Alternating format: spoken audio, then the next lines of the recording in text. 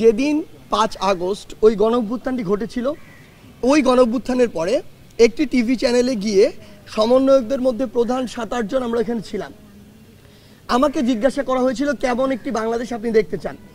আমার প্রথম উত্তরটি ছিল এটি। আমি 5টি পয়েন্ট বলেছিলাম। প্রথম পয়েন্টটি এটি ছিল, আমি এমন একটি বাংলাদেশ দেখতে চাই, বা আমরা এমন একটি বাংলাদেশ দেখতে চাই যেখানে গণমাধ্যম তার যে সত্য কথাটি সেটি তুলে ধরার সর্বোচ্চ স্বাধীনতাটুকু পাবে।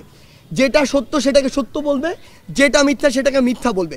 কাউকে যেন এই অধিকারটুকু দেয়া না হয় যে গণমাধ্যমকে কেউ সেন্সরশিপ করছে। আমাদের জায়গা থেকে আজকে পর্যন্ত না, শুধু আগামীতেও যদি আমাদের কোনদিন ভয়েস থাকে, এটি স্পষ্ট বার্তা থাকবে, গণমাধ্যমের স্বাধীনতা হরণ করার এই অধিকারটুকু কারণেই, এবং এটি কেউ করতে পারে না। বরং আমরা যদি চাই দেশের এগিয়ে যাওয়া উচিত, তাহলে এই স্বাধীনতাটুকু এই কারণেই দিতে হবে যে গণমাধ্যম আমাদের ভুলগুলো খুঁজে বের করে দিবে এবং ওই ভুলগুলোতে কাজ করে আমাদের সংশোধন করতে হবে। কারণ বিগত 16 বছর ধরে ওই ভুলগুলো বের হতে পারেনি কিংবা সংশোধন হয়নি বলে দেশের আজকে এই অবস্থা। দেশকে এগিয়ে নিয়ে যেতে হলে অবশ্যই এই সুযোগটি দিতে হবে। আমরা গতকালকে বা তার আগের দিন যে কয়েকটি ঘটনা দেখেছি, আমরা বিশ্বাস করি তাদের উদ্দেশ্য আসলে ভিন্ন। যদি উদ্দেশ্য ভিন্ন না হয়, তাহলে যে কাজগুলো তারা করেছে ওই কাজগুলো মিডিয়া আসতে সমস্যা কোথায়?